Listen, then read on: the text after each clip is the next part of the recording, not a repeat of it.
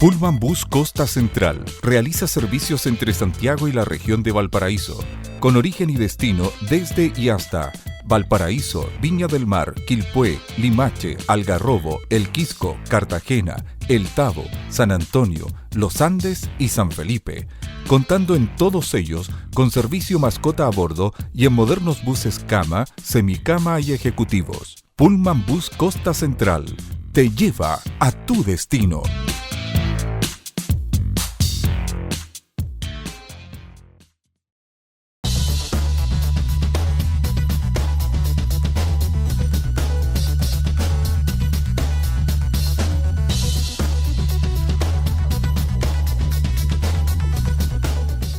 ¿Cómo están? Un gusto saludarles. Gracias por compartir con nosotros este programa Cita Regional, donde hoy vamos a conversar con 4 interesantes invitados. Y como siempre lo digo, son hombres y mujeres a veces que son de nuestra región. Y de ahí lo interesante, que tenemos opiniones regionales, una visión regional respecto a diversos temas que se dan.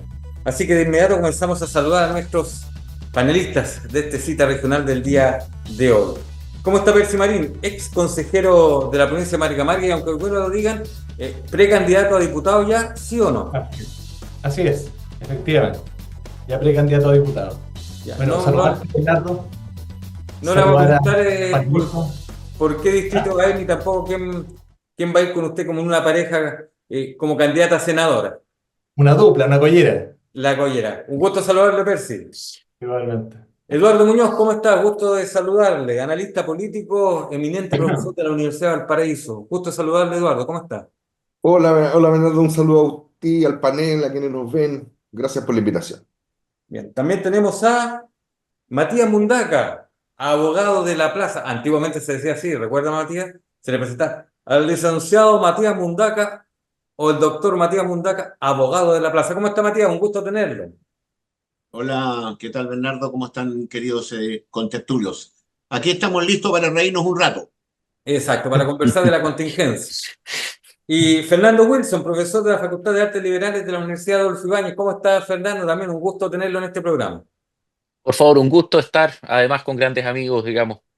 No sé si a reírnos o a llorar, pero por lo menos, digamos, conversar en esta tarde. Oye, y también les quiero presentar a este amiguito, para que vayamos, ¿no es cierto?, ordenando el tiempo para que todos tengan la misma posibilidad No, al po, final. eso es una tiranía. Inquisidor. Cuesta ordenar el tiempo. Oye, quiero partir primero con lo que está pasando cuando estamos grabando este programa. Se está dando la noticia en cuanto a que en las últimas horas se detuvo a 4 personas más por la situación responsabilidad con el mega incendio del 2 y 3 de febrero de este año, ¿no es cierto?, que afectó a varios sectores de Viña del Mar, Quilpué y Villa Alemana. Dentro de estos 4 había un voluntario bombero activo, 2 funcionarios en ejercicio de CONAF y un ex funcionario. Se suman los otros 3 que ya están en prisión preventiva: un bombero, un funcionario de CONAF y un funcionario de SENAPRE. Y aquí ya se habla derechamente de una asociación para poder, ¿no es cierto?, causar este tipo de siniestros. Y lo otro es que se les va a formalizar, o se les está formalizando, por lo mismo que a los otros 3. Es decir, no solo por el mega incendio, sino que por siniestros que ocurrieron en nuestra región, en diferentes partes de nuestra región, específicamente Gran Valparaíso, entre el año 2020, finales de 2020, 2021, hasta la fecha. Entonces ya acá, derechamente, esta tesis Percy Marín de que hay una asociación de funcionarios de diferentes entidades de emergencia, justamente para provocar este tema de siniestros y emergencias, llama la atención. Estoy con usted, Percy. Sí, mira, primero que todo quiero felicitar a la Policía de Investigaciones y también a la Fiscalía por la investigación exitosa que han logrado llevar a cabo, porque el delito de incendio, y Matías a lo mejor podrá también corroborar lo mismo, es un delito de difícil persecución por cuanto generalmente no se encuentran quienes son en definitiva los autores de estos delitos, pero la legislación chilena tiene una de las más altas penalidades. Y ese trabajo que ha hecho la PDI yo creo que hay que resaltarlo favorablemente. Y en segundo lugar, desde el momento que, incluso a los días previos a que salieran estos nombres, más que nombres, sino que a las instituciones a las cuales pertenecían, ya había preocupación en los funcionarios de la CONAF. Yo quiero decirlo con toda claridad porque lamentablemente esto afecta a, a dos instituciones importantísimas, a CONAF y a Bomberos. Dos instituciones de alto prestigio. Pero en el caso de la CONAF particularmente había preocupación en los funcionarios de que habían muchos rumores fuertes de que habían involucrados desde su propia institución en este mega incendio. En el caso de bomberos, yo sé que están muy golpeados, duramente golpeados por esta situación, pero están tomando lo que estuviera a su alcance, digamos, las fórmulas para poder cambiar un poco el mecanismo de selección. Y eso yo creo que tiene que hacerse de manera urgente, ¿ya? Buscar fórmulas de selección en términos de hacer unos test psicológicos que sean lo suficientemente rigurosos para prevenir esta situación, porque no solamente en Chile, generalmente en los cuerpos de bomberos existen estas situaciones, pero hay mecanismos como para poder aislar a estos personajes y ponerlos a disposición de la justicia de manera más rápida. Aquí en Chile esto nos está golpeando fuertemente, pero no teníamos los mecanismos como para poder ver, saber quiénes eran. Estas personas, según me señalan expertos, viven una vida común y corriente, nos dan señales incluso de que pudieran estar vinculados a este tipo de siniestros, pero lamentablemente hoy día yo creo que hay que buscar una fórmula que sea suficiente para poder buscar a estas personas dentro de estas instituciones. Después sigo la idea con la CONAF. Sí, oiga, no, y con respecto a lo mismo, la directora nacional de CONAF señalaba que uno de los detenidos, porque digamos que uno es conductor, Así es. no existe un vehículo, el otro era jefe de una Es, es- brigada, es conductor de un puesto de mando, ¿ah? Que no es exacto, menor. es jefe de una Esa persona brigada, el otro, y el sabía todos otro los pasos que estaban dando. había estado trabajando como 3 años o 4 años anteriormente en otras brigadas. Entonces, a uno de ellos incluso decía que había tenido el máximo de puntaje en todas las pruebas. Exacto. Que cómo se podía perseguir aquello. Ahora, Matías, desde el punto de vista legal, ¿qué se puede conseguir en esto con respecto a este delito de incendio? Y hay una pregunta que vuelve a salir a la palestra. A ellos seguramente se les formaliza por el tema de inicio de incendio, por el asunto de daño medioambiental, pero en el caso de las personas que fallecieron, 136 producto del siniestro y una más, ¿no es cierto?, que falleció después en un recinto hospitalario. ¿Qué pasa con ese caso? ¿Se habla de un homicidio? ¿Se puede calcular como un homicidio o como por varios homicidios? Matías Mundaca, usted como abogado importante en esta región. Bueno, yo en verdad no acostumbro a hacer juicios sobre investigaciones que no conozco, pero esto de tener una asociación criminal para prenderle fuego a los bosques me suena muy rebuscado. ¿Mm? Yo creo que pueden haber algunos locos metidos en estas instituciones que son incendiarios, pirómanos, pero debe constituir una asociación ilícita, una organización criminal que se dedique sistemáticamente a causar incendios. A mí me suena un poco fuera de los parámetros normales de acción de este tipo de personas. ¿Mm? Eh, yo si tuviera ganas de prenderle fuego a alguien y sé que a usted, Bernardo, le gusta también prender fuego o fumar, le puedo prometer o proponer que vayamos a fumar a la plaza. Pero yo la verdad es que no veo mucho sentido en esa cuestión. Ahora, ¿cómo llegaron a determinar quiénes participaban? A mí me huele que las personas que están en prisión preventiva hace varios meses ya, a cambio de alguna cooperación, a lo mejor mencionaron a algún compañero de trabajo. Y vamos a saber nosotros si eso es verdad o no. Claro. Entonces, es una investigación de largo aliento y claramente no podemos decir nada porque esto está recién empezando. Con respecto a los muertos, yo creo que los muertos hay que imputárselos no a los que provocaron el fuego, sino que a quienes fueron negligentes en el manejo de la emergencia y de alguna manera u otra no arbitrar los medios necesarios para poder evitar que el fuego se propagara y llegara a los lugares habitados donde llegó. Y eso es un problema, porque hay mucha gente que está afectada por estos, por estos siniestros, que cree que por haber deducido querellas criminales con un abogado de la plaza o dos abogados de la plaza van a solucionar su problema indemnizatorio. Y si se dan cuenta, ¿qué le van a poder sacar a unos bomberos o a unos choferes o a unas personas de indemnización por culpa de estos incendios? Yo creo que ahí hay un problema que se ha manejado mal, digamos, desde el punto de vista de las indemnizaciones y creo que eso va a provocar problemas en el futuro. Oye, qué De manera interesante. tal que esta pesquisa a mí me parece una pesquisa interesante, pero hay que ver, digamos, los resultados finales de la misma, porque yo he visto muertos cargando adobes y edificios desplomarse desde sus bases. Así que yo opino esto con mucha reserva. No, me parece bien, Matías, pero qué interesante lo que planteó, porque fíjese que yo había escuchado un par de tesis parecidas a la suya, pero nunca con tanta fuerza, en cuanto a que el caso de los muertos, porque se hablaba incluso, insisto, de que esto se podía caratular como homicidio, y como habían sido ellos los autores del fuego, ¿no es cierto? Les podía caer a ellos la penalidad, pero es interesante esta tesis también que creo que va un poco incluso en lo que señaló la comisión investigadora en la Cámara de Diputadas y Diputados. Ahora, señalar que los tres primeros imputados que ya están en prisión preventiva, ellos, derecho a lo que dijo el fiscal, tienen que ver con el inicio del fuego, con provocar. Pero estos cuatro eran como ayuda, apoyo desde diferentes situaciones, ¿no es cierto? Justamente a estos tres. Fernando Wilson. No, en ese sentido, a ver, dos cosas.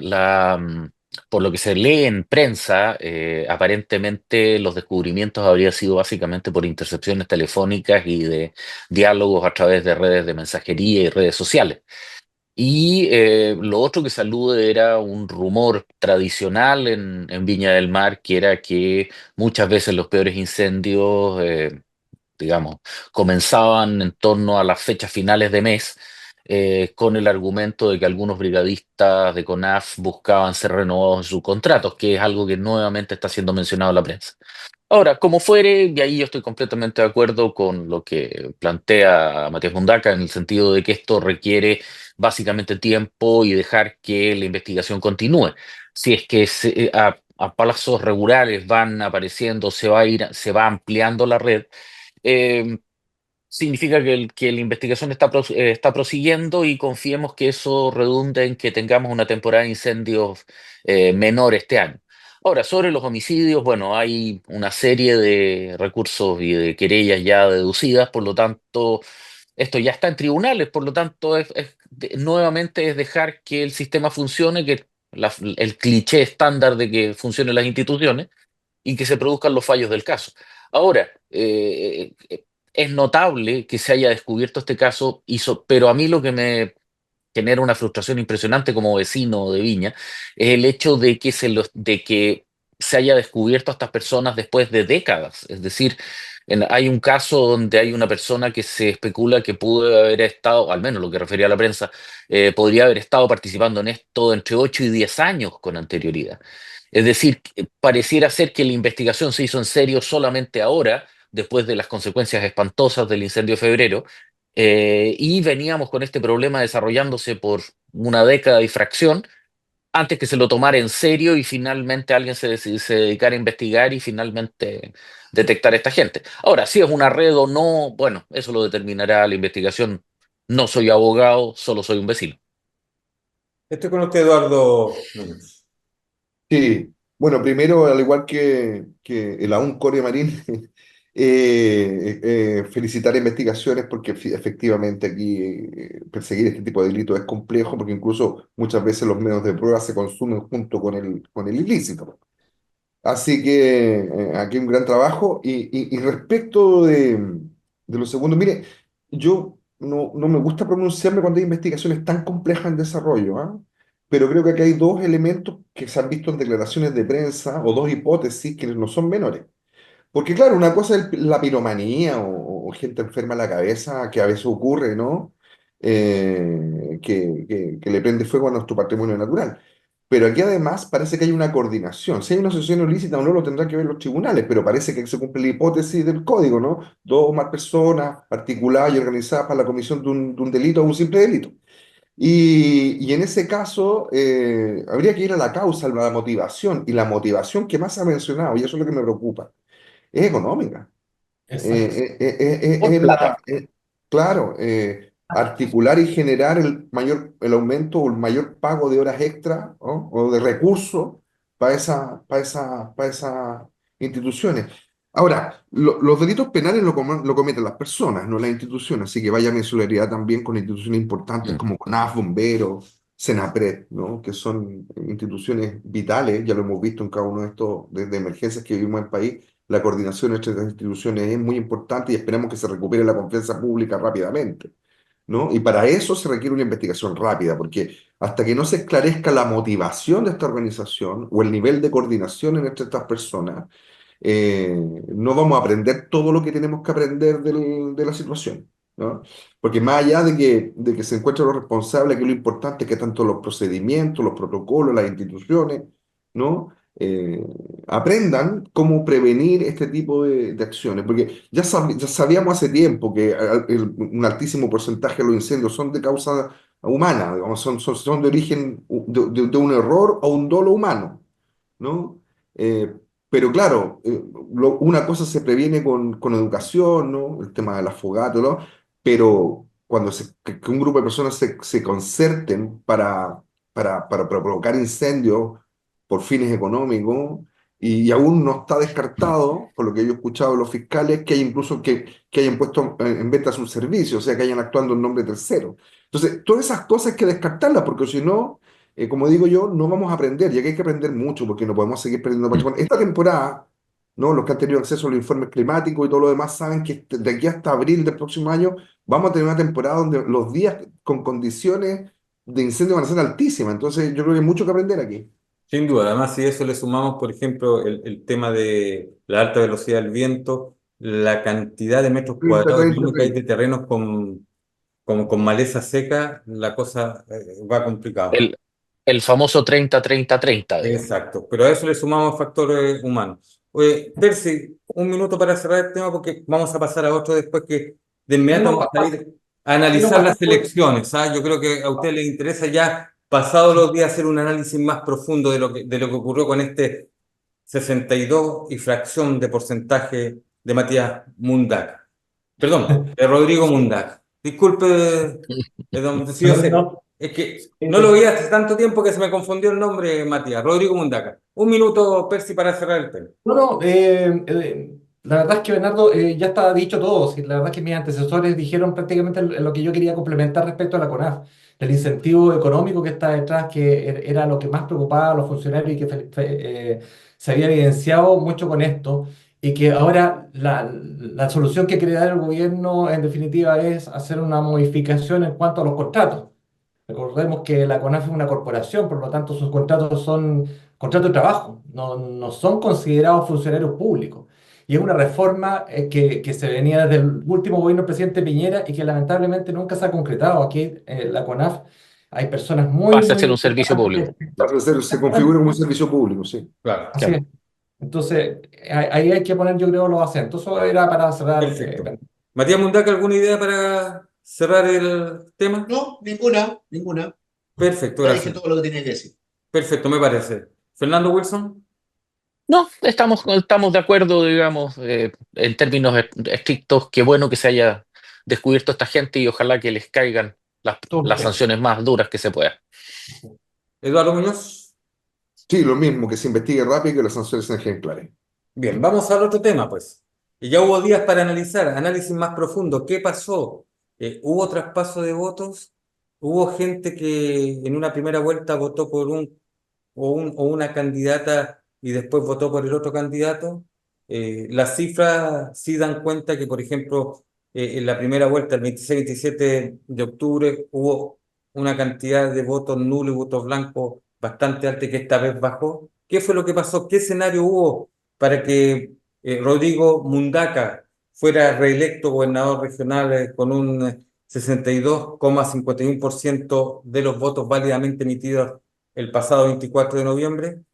Percy Marín, según su análisis, desde el punto de vista que incluso usted, ¿no es cierto?, Son estuvo varios, activamente apoyando sí, en claro, esa condición de core a una de las candidatas. por supuesto. Mire, son varios elementos a considerar, pero yo diría que dentro de lo más relevante es que un número importante de personas que se identifican con la derecha, terminaron votando por Rodrigo Mundaca. Eso es un hecho de la causa. O sea, no es explicable de otra forma el triunfo de Rodrigo Mundaca en comunas como Zapallar, como Santo Domingo, como Algarrobo, por ejemplo. Percy, perdón, en las 38 comunas de la región. Y Por eso, supuesto, en todas. y En eso todas. tiene algo que ver, eso Por algo está supuesto, diciendo. sin lugar a dudas. Tema regional, de que tema regionalista, tema centralista, algo está diciendo. Es que claro, es que mira, yo creo que esta elección, por más que en cierto modo los partidos que hicimos, porque en esto no puede tampoco decir que yo no tuve culpa en esto, tratamos de politizarla quizás, ¿no es cierto? Diciendo que esto era un plebiscito con el gobierno, por una parte se escuchaban voces, otras voces decían de que esta era una batalla entre caos y democracia, lo representaba el gobernador Mundaca, sus ideas de extrema izquierda, en fin, pero en definitiva la gente optó por una cuestión que era indiscutida, porque esta cuestión, y lo hemos conversado antes Bernardo, el gobernador Mundaca, y a mí me tocó trabajar con él, siendo core, no le cerró la puerta a ningún municipio de derecha, muy por el contrario. O sea, en el caso de comunas y como Zaballar, pongo el ejemplo, le fue mucho mejor con el gobernador Mundaca que con la administración anterior. Y eso también es un hecho de la causa. Y cuando iba el gobernador Mundaca a terreno, se encontraba con que en los actos públicos uno no podía decir otra cosa que decir gracias al gobernador Mundaca porque se portó bien con el municipio. Y el gobernador Mundaca también en el uso de su palabra también tenía palabras y gestos muy importantes respecto a consejeros como el caso mío. Sí, Continúo a la próxima, pero varias para veces. esta idea que creo que es súper importante para el análisis general. Perfecto. Matías Mundaca. Efectivamente, es un tema, yo creo que de candidaturas. Yo creo que la candidatura a la derecha nunca aprendió, se dieron los votos y en definitiva cuando hubo que votar en definitiva en la segunda vuelta, el electorado se decantó por un liderazgo más regional eh, y probablemente eso le pasó la cuenta a la candidata de la derecha. Mm, Como yo estaba a más de 200 kilómetros de distancia del lugar de la votación ese fin de semana, tuve la suerte de no poder votar en esta segunda vuelta. Así que yo, aparte de detectar que la derecha presentó una mala candidata y no lograron recolectar los votos que habían sacado en primera vuelta los otros dos candidatos, naturalmente es un fracaso de la derecha. Usted se excusó, ¿no es cierto, en Carabineros? Pero por Ah, supuesto, ya. Bueno, pero Matías, ¿usted cree que le hizo bien a María José Hoffmann, por ejemplo, llegado el momento por este tema regionalista, que la viniera a apoyar figuras desde Santiago de la derecha y considerada importante? ¿Usted cree que eso le hizo bien o quizás dio un giro en lo que se podía pensar de ella, que no era de la región y mucho se habló desde el sector de Mundaca del turismo electoral? y yo creo que eso le pasó la cuenta. Yo creo que el verse como una candidata ajena, digamos, a la región le pasó la cuenta en definitiva. De otra manera no se explica la votación que sacaron las figuras de derecha regionales en la primera vuelta, ¿no es verdad? Eh, Ya. es una caudal de votos importante. De suerte tal que, naturalmente, las personas, probablemente más allá de su posición política, privilegiaron una figura regional en vez de alguien que se veía como aforino. Mm. Ahora, hay otra cosa para terminar cortito con usted. Se dice que esto también marcó una tendencia en cuanto, porque se sacan conclusiones mayores a algunos partidos de centro que bajaron notablemente votaciones, que ya no tendrían en cuanto a la gente la representatividad. ¿A usted le parece que una elección como esta permite hacer ese análisis, Matías? No, una elección como esta no permite hacer ese análisis. Yo creo que la potencia de los partidos se ve en elecciones que no son unipersonales. Aquí hay mucho voto cruzado. El voto de adhesión de los partidos políticos se ve en las elecciones cuando hay muchos candidatos, concejales, alcaldes, en fin, diputados. Ahí se ve realmente la fuerza electoral del partido. No creo que una elección como esta determine el futuro político de este o del otro o de las futuras candidaturas. No lo creo así. Bien, gracias. O sea, cumplimos con los 3 minutos, ¿ah? Por si acaso, para que todos tengan la posibilidad de expresarse de igual forma, de manera Salud, equilibrada. salud, Salud, salud. salud. Tome agüita nomás, no hay problema. Fernando Wilson, su análisis. No, concordando, se dio el caso, o sea, a estas alturas del partido son décadas en las cuales el candidato, entre comillas, ajeno o extranjero, pierde frente a escenario. Recordemos incluso que hasta Sebastián Piñera, cuando iba a venir como candidato a senador, se retiró el fracaso posteriormente de Joaquín Lavín. Y bueno, una serie de otros personajes que han encontrado la horma del zapato acá. Otro elemento que para mí también, para mí es bastante importante es la desconexión con los liderazgos locales. En una campaña de baja intensidad, como fue la segunda vuelta, convengamos que Chile no se detuvo por la segunda vuelta de gobernadores, eh, no se notó una campaña de segunda vuelta con particular intensidad. Quizás a estas alturas, con el diario El Lunes, podríamos decir que María José Hoffman tendría información quizás de que iba a perder. No se vio una campaña potente y finalmente quedó muy marcada con temas de carácter nacional, con la contraposición que mencionaba Percy hace un momento atrás en relación a el arraigo local que tiene el gobernador Mundaca, que proviene del mundo del activismo, cuya cuna es el Valle de la Concagua. Es decir, de alguna manera fue, por decirlo de alguna forma, la campaña de María José Hoffman nunca tocó la tecla adecuada. Siempre se la entendió desde una perspectiva santiaguina, de una perspectiva nacional, cuando era esencialmente un proceso de características locales. Ojalá la derecha haya aprendido, después de esta enésima derrota, de que el candidato tiene que ser local. Perfecto. Y para terminar este bloque, porque ya me vinieron a apurar, ¿no es cierto? El señor director me dice, tenemos que terminar. Quiero concluir con usted, Eduardo Muñoz, con sus últimos minutos. Sí, bueno, todo indicaba que, y lo conversamos después de de los resultados de la primera vuelta, ¿te acuerdas? Que lo que iba a marcar el éxito de las candidaturas en esta campaña tan corta y, como bien llamó Fernando, de baja intensidad, iba a ser en primer lugar la capacidad política de agrupar a los propios, ¿no? Tanto política como electoralmente, o sea, para decirlo en buen chileno, desde las alianzas con los liderazgos públicos hasta la construcción del discurso para atraer el voto propio, me refiero del sector, ¿no? De los candidatos que representaban el sector dentro. Y eso era en parte muñeca política y en parte diseño de campaña. Yo creo que ahí Rodrigo Mundaca fue mucho más eficaz en la concentración del voto, por decirlo así, del centro hacia la izquierda, que María José Hoffman, que digamos que concentró a los propios, porque casi duplicó su votación, pero no era suficiente. Si no era suficiente, tenía que... Yo creo que hay otra tesis también, ¿ah? Y es que no todos los que votaron en primera vuelta, y esto es algo que yo vengo sosteniendo hace rato, que no todos los votos del Partido Social Cristiano o del Partido Republicano Se son votos de transmitieron. derecha tradicional Puede y que ser. perfectamente pueden hacer match con discursos de otro tipo, ¿no? Dentro del espectro. No se ordenan tan radicalmente dentro del eje izquierda-derecha, sino que también hay un elemento de arriba abajo o popular que también los moviliza. Bueno, Eh, 115.000, nada exactamente. menos.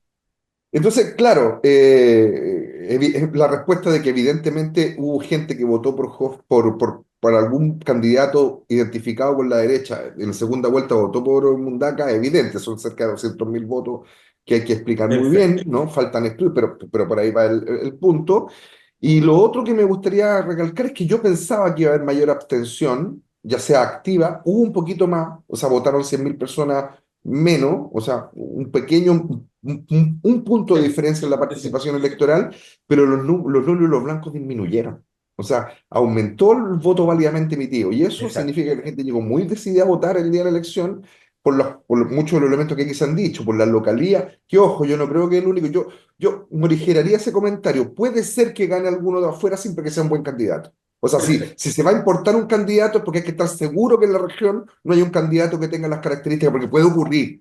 ¿Ah? Perfecto. Puede Bien. ocurrir que algún liderazgo posicionado no quiera ser candidato y hay que cubrirlo. Pero aquí tiene que ser un buen candidato, en las elecciones territoriales un candidato que la gente, o candidata que la gente lo perciba como solucionador de los problemas cotidianos de la región y conocedor de la región. Yo creo que Bien, esos son... perfecto. Ya hay nombres que se están dando, ¿no es cierto, Eduardo? ¿No es cierto, Percy, Fernando y Matías? Ya hay nombres que Claro. y muchos son de fuera de esta región. Bueno, estamos concluyendo este primer bloque de la cita regional. Cuando volvamos vamos a seguir conversando con Percy Marín, Eduardo Muñoz, Matías Mundaca y Fernando Wilson. Y a la vuelta vamos a tratar el tema que ha estado de moda, la famosa acusación en contra del presidente Gabriel Boric y cómo esto se ha ido abriendo, qué es lo que ha pasado. Matías Mundaca hace así una cara como... Pero creo que es bueno porque hay antecedentes que se han ido conociendo. Nos separamos por algunos segundos y ya volvemos.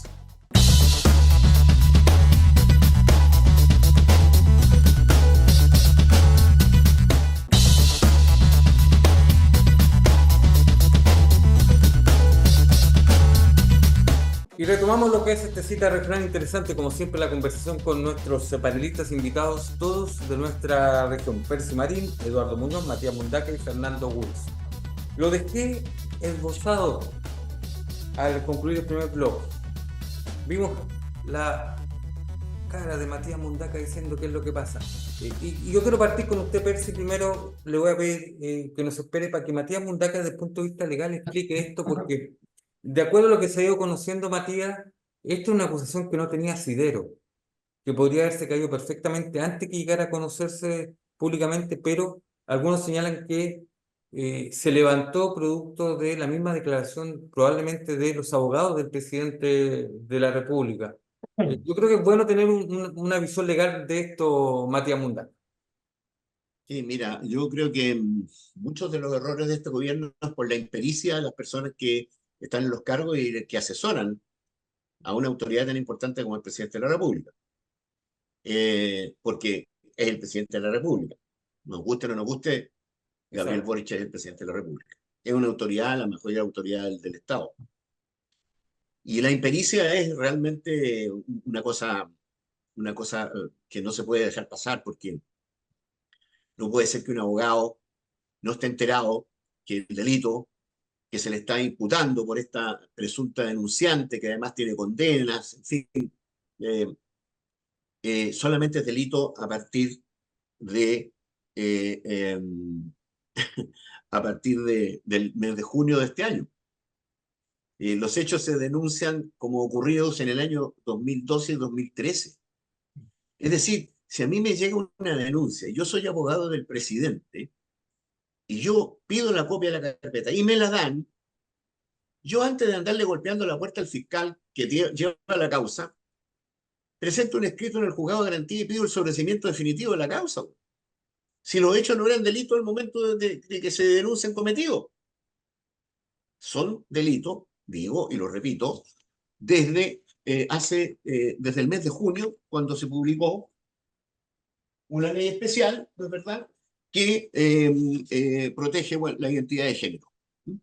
De manera tal que estos hechos que se denuncian, de haber sido ciertos, no eran delitos. Y si no son delitos, no tiene sentido seguir investigándolo. Entonces, yo creo que la impericia de las personas que están a cargo de la defensa de la presidencia de la República, a mí me parece gravísimo. O sea, puede pasar cualquier cosa en este país cuando hay personas que ejercen la profesión de abogado, que se supone que son penalistas, que yerran en las estrategias, ¿no es verdad? Y no solicitan lo que tienen que solicitar. Si esto de estar golpeándole la puerta a los fiscales no tiene ningún sentido cuando el delito obviamente no existe. Y existe un artículo en el Código Penal que todos los conocemos, que es el artículo 18, que dice que nadie puede ser sancionado por una conducta que no estaba sancionada como delito al momento de la comisión de los hechos. Eso se llama el principio de la irretroactividad penal. Y a mí me parece que un abogado de la presidencia de la República o el abogado del presidente que ignore una disposición como esa y se enrede dando explicaciones y presentando declaraciones, un despropósito, es una falta de habilidad profesional, Profesionalismo. digamos, sí, pero más que de profesionalismo, es una falta de criterio jurídico y conocimiento jurídico, digamos, que son realmente sorprendentes. Yo no entiendo cómo hemos llegado al nivel en que hemos llegado, ¿cierto? A darle alimento a los matinales, a entrevistar a las presuntas víctimas. Ahora sale un abogado que parece que es del Partido Republicano y ahora hay una tesis de que esto habría sido aumentada por el Partido Republicano. No creo que los republicanos sean tan tontos como para hacer una operación política de esta naturaleza. O sea, es torpe, absurda, no tiene ningún sentido. Entonces, yo pienso honradamente que el último comentario que voy a hacer sobre este tema y no voy a comentar una cosa como esta porque realmente es una cuestión, digamos, de revista de muy bajo calibre. O sea, es una cosa Perfecto. que tendremos que olvidarla. Archivémosla mejor, archivémosla. No, no, pero me parece bien porque así en su opinión, que en la última dio a entender un tema jurídico que es súper importante, que muestra un poco por qué esto se debió haber caído y por qué de alguna forma Percy fue el mismo abogado del presidente que lo levantó y que incluso llevó a que la fiscalía confirmara que el presidente Boric investigado por difusión indebida de imágenes íntimas porque se conocieron las imágenes, las pruebas, se conoció una serie de cosas justamente mientras el abogado explicaba lo que estaba ocurriendo. Exactamente, no solo los abogados, sino que también la vocera de gobierno. Y También. yo concuerdo plenamente con lo que ha dicho Matías recientemente, porque la verdad las cosas, los niveles de desprolijidad del gobierno se ven en cada una de las actuaciones, ya nos habíamos referido a ellas, pero lamentablemente aquí estamos viendo una tras otra. Y vemos que tampoco existen lo que se llamaban los amortiguadores, estos fusibles, ¿no es cierto?, que se quemaban, que no podían llegar al presidente de la República. Hoy día todos han entregado al presidente de la República de la peor manera. Una por negligencia inexcusable y otra por derechamente entregarlo, en el caso de Carolina Toá, cuando en definitiva le echa la culpa al presidente que él sabía antes que ella respecto al tema Monsalve. Y nosotros, no solamente lo que está pasando, lo que pasa en Chile repercute en nuestro país, sino que la imagen país para el exterior es francamente vergonzosa. Veíamos en publicaciones en el extranjero de la burla de Chile porque el encargado de la seguridad ciudadana estaba preso y el presidente de la República podía alcanzar la calidad de imputado. Esas cuestiones no pueden ser. Y lamentablemente, y lo mejor el presidente es inocente. Supongamos que dejemos la presunción de inocencia. Pero el manejo que ha tenido el gobierno respecto de esta situación ha sido francamente ridículo. No encuentro otro calificativo, porque la verdad las cosas no encuentro otro, porque no han hecho nada, nada bien, lamentablemente, Bernardo. Bien. Eduardo Núñez. Sí, mire, yo entiendo las críticas, porque evidentemente uno esperaría que si hay un lugar en el mundo preparado para enfrentar crisis, debería ser el Palacio de Gobierno, particularmente el área interior y la moneda. Pero convengamos que del caso Levinsky con Clinton por allá por los 90, pasando por el caso Sarkozy, pasando por un vicecanciller alemán detenido. O sea, yo creo que los gobiernos en Inglaterra, el mismo primer ministro, 2 o 3 veces se han visto involucrados en crisis que no debieran ser crisis. Este caso de la fiesta en medio del COVID, si hubiera sido manejado, no hubiera tenido el mismo. O sea, quiero decir que hay un factor de error humano que siempre está presente. ¿Ya? Y hay que separar las cosas.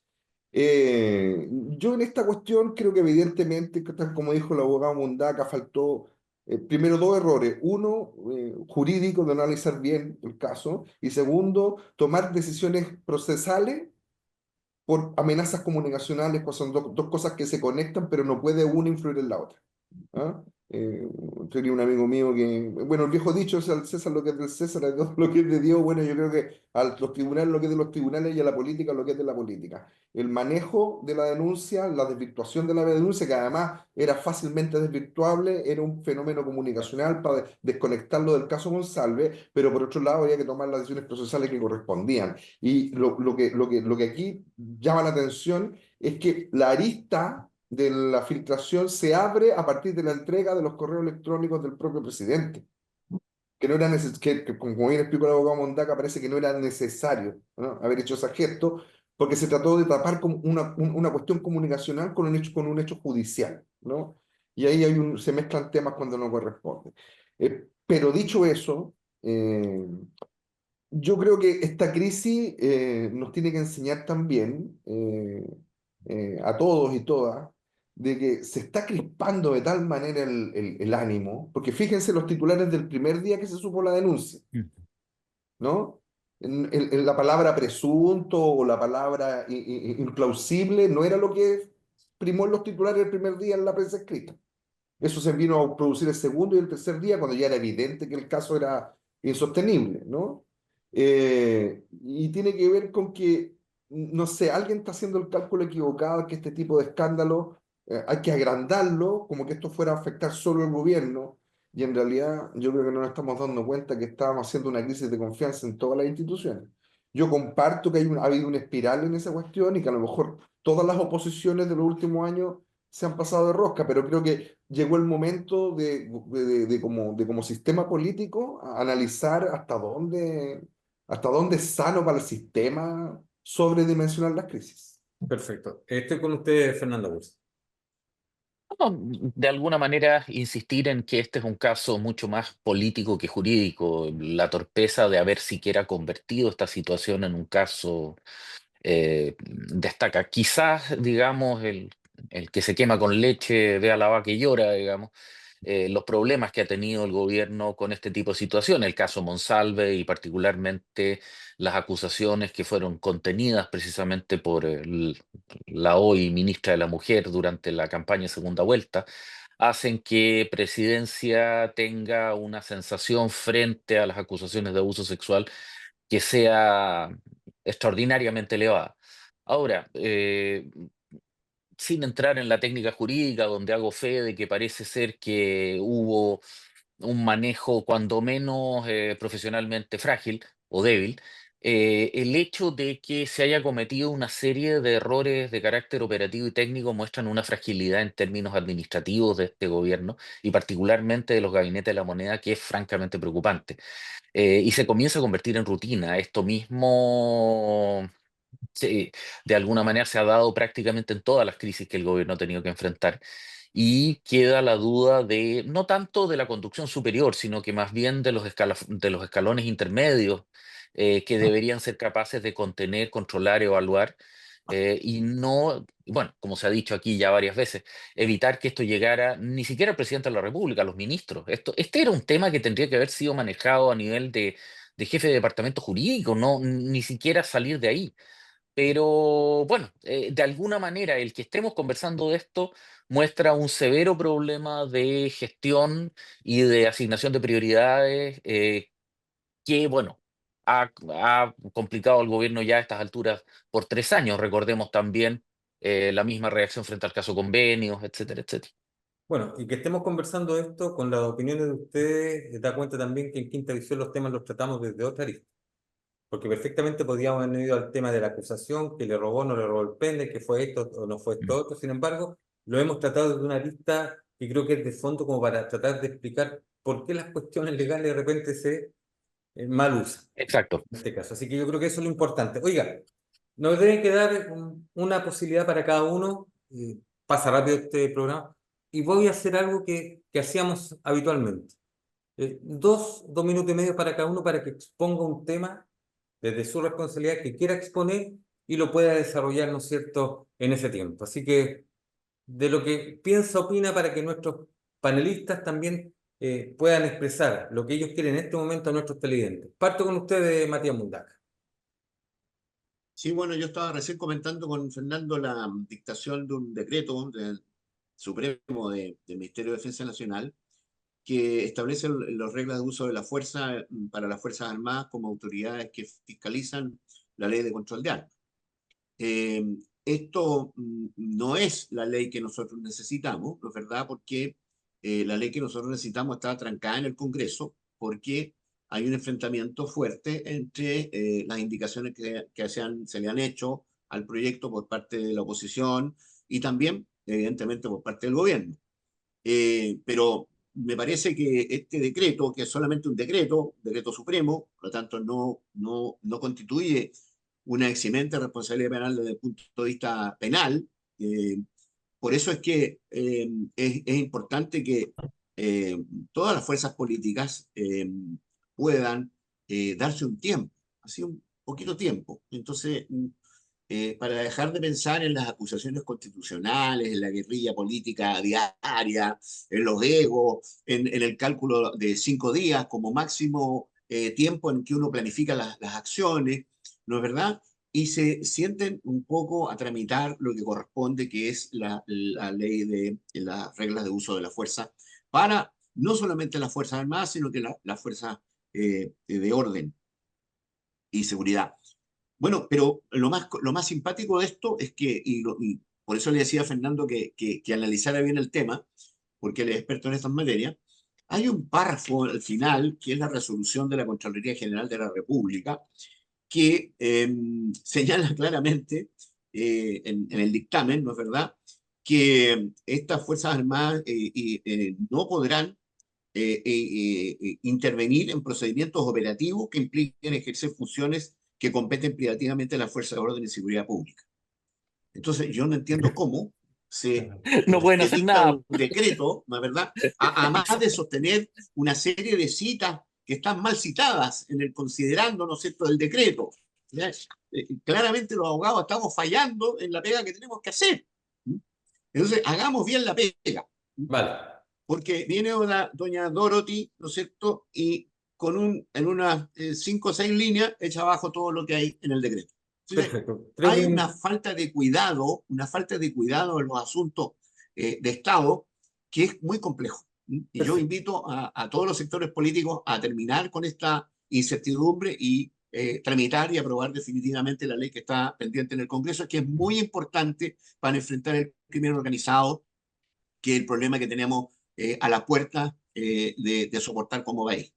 Vale, perfecto, Matías Mundaca. Percy, no sé si quiere opinar en 2 minutos Sí, no, mira, sobre el muy de mismo acuerdo tema con lo que ahora. dice, muy de acuerdo con lo que dice Matías. Faltan esas herramientas para los policías y nuestras Fuerzas Armadas, darles mínimas certezas para que puedan actuar. No sacamos nada, porque hoy día desde la derecha y hasta la extrema izquierda, los que querían poco menos que colgar a los carabineros, a los militares, hoy día están pidiendo más carabineros, la presencia militar en determinados sectores, como por ejemplo el alcalde de Maipú. Pero, ¿qué sacamos con tener personas ahí expuestas como blancos para que en definitiva reciban solamente ataques y no puedan hacer absolutamente nada? Se requiere obviamente de la legislación que los proteja y eso sin lugar a dudas tiene que ser una ley correcta. Lo que está presentando el gobierno es un retroceso tan importante que incluso derogaría atribuciones que hoy día tienen las policías a través de la ley Naín Retamal. Pero yo quería en el tema mío, también en esa misma línea, señalar mi total y absoluta oposición a la creación del Ministerio de Seguridad Ciudadana. Una borrada más que naturalmente la pretenden de una manera transversal mostrarla de que es un gran avance en seguridad ciudadana, cuando en definitiva es más gasto público, más burocracia y más personal pagado con los recursos de todos nosotros, de todos los chilenos, de todos los tributos, de los contribuyentes, perdón. Y por otro lado, crear esta figura del famoso sheriff regional, que es un político que va a impartir órdenes a las policías. Yo creo que eso es inaceptable y nuestro sector al menos debiera oponerse radicalmente a esa idea. Cuando se le pide que haya más carabineros en las calles, cuando se pide que postulen más carabineros a la institución, finalmente, ¿qué estamos haciendo? ¿Qué hace el Estado para tratar de generar algún incentivo? El presidente dice, démosle una asignación trimestral, que nunca cumple para variar, nunca lo cumple. Y ahora está diciendo que va a ser a una parte solamente, no va a ser trimestral, va a hacerlo solamente una vez, y Vale, va a ser a los carabineros que estén con riesgo, que tengan asignación de riesgo, cuando en realidad cualquier carabinero, vista o no el uniforme, siempre está atento, incluso si está de franco, a cumplir con su deber. Eso lo encuentro tremendamente inoficioso y debiéramos oponernos con todo. perfecto. Eduardo Muñoz, Sí, ¿quiere yo seguir siempre he por el sido un tema? opositor de que las Fuerzas Armadas operen en el territorio, dentro del territorio nacional, de la misma forma que en Estados Unidos. Yo creo que las Fuerzas Armadas tienen un rol y hay que cuidarlo. Ese es un rol notable. Yo creo que no podemos, el mundo está tan incierto y las amenazas de seguridad son tan complejas, ¿no? Que no podemos seguir descuidando la seguridad exterior y de frontera, producto de ocupar a las Fuerzas Armadas en cuestiones de ámbito interior. Hay que fortalecer carabineros, investigaciones. Yo creo que en todos los países democráticos del mundo esa separación existe entre el orden interior y la seguridad exterior, y producto del miedo no podemos tomar decisiones equivocadas, ¿no? Ya hubo un problema este año con el tema del presupuesto de las Fuerzas Armadas. El comandante en jefe del ejército incluso lo planteó, de que estaban teniendo que reestructurar el presupuesto para hacerse cargo de funciones que evidentemente a la larga van a terminar disminuyendo el presupuesto. Y este tema es un tema de Estado, ¿no? Que hay que tomarlo con lo mismo. En cambio, me parece mucho más relevante el ver que en nuestra región, en el interior, casi una brigada completa del OS-9, creo que fue, está procesada por OS7, narcotráfico. Claro. OS7, San El Felipe, OS-7, perdón, por narcotráfico. de la droga. Claro, y esto no es contra carabineros, por favor, que no se me malinterprete. Yo creo que eso, insisto, los delitos los cometen las personas, no las instituciones. Pero evidentemente que se necesita fortalecer ¿no? La tecnología, la inteligencia policial, las capacidades para enfrentar los nuevos delitos de las policías que tenemos. Tome el tiempo que tome y se necesitan los recursos que se necesiten, ¿no? Eh, y ojo, también estudiaría, yo en este tema sé que soy minoría, pero que sea minoría no significa que no lo tenga que decir. En Chile hubo una época en nuestra historia, hasta bastante avanzado el siglo XX, que los municipios se hicieron cargo de de actividad policial local. En Chile no siempre la seguridad estaba centralizada en el poder central, a propósito de la elección de gobernadores. Yo coincido, termino el tiro, yo coincido con Percy, porque lo vi en una nota, me acuerdo, hasta el titular, ¿no? Los 4 jinetes abogan le dicen al gobernador Mundaca que el enemigo es el centralismo. Yo creo que en este tema, como en otros, y en esto yo creo que de acuerdo transversal, hay que pensar fuera de la caja y hay soluciones descentralizadas para abordar el tema de la seguridad también. Perfecto. Termino con usted, Fernando Wilson, este programa. A ver, digamos, siguiendo un poco el tema que Matías presentaba e insistir que los famosos decretos de las RUF no sirven de absolutamente nada porque el Ministerio Público no los considera relevantes, no los considera vigentes y por lo tanto procesa al personal de policías o Fuerzas Armadas de la misma forma que si no existieran. Pero más complejo que esto es el hecho, y ahí estoy completamente de acuerdo con las opiniones de Eduardo, las Fuerzas Armadas no son infinitas. Parece ser que la existencia, la moda actual de cualquier autoridad regional o local es pedir militares. Y los militares, ya sabemos de boca del general Iturriaga, cuando consultado por el diputado Kaiser, ni siquiera cubren las plazas completas que se requeriría para completar las unidades que están disponibles en tiempo de paz. Por lo tanto, no tenemos militares en cantidades importantes, o al menos las necesarias para poder asumir funciones secundarias que comprometerían su entrenamiento y alistamiento. Y eso nos lleva a un segundo punto que es que ha pasado relativamente colado, es decir, el hecho que Argentina está comenzando nuevamente a tener actitudes un poco complejas respecto a nuestra delimitación fronteriza. Y no me refiero a la no asistencia de un delegado o de una comisión, una comitiva relevante al Vaticano para celebrar los Otro 40 programa años. completo, Fernando.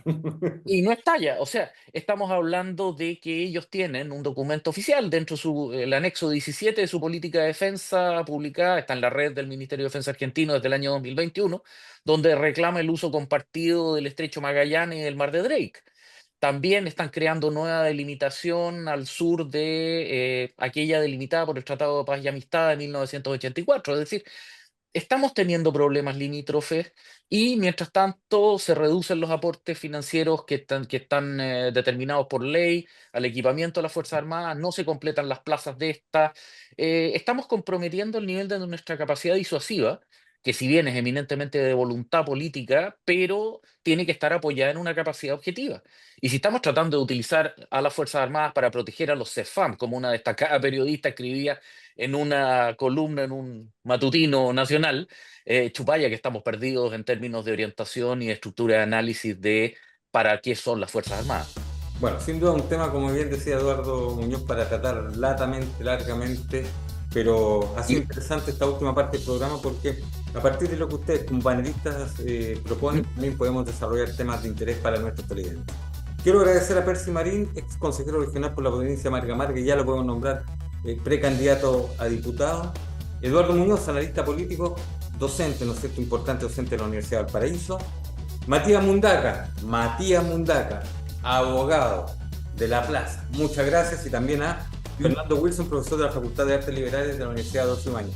A los cuatro, muchas gracias por sus opiniones, por su análisis, por permitirnos hacer de este programa Cita Regional un programa interesante para nuestros televidentes y, lo que siempre digo, con opiniones de nuestra región. Y a ustedes, sigan junto a la programación de nuestro canal. Muchachos, que estén muy bien, un abrazo para ustedes, que tengan lindos días. Nos encontramos en cualquier instante. Que estén muy bien ustedes y su familia.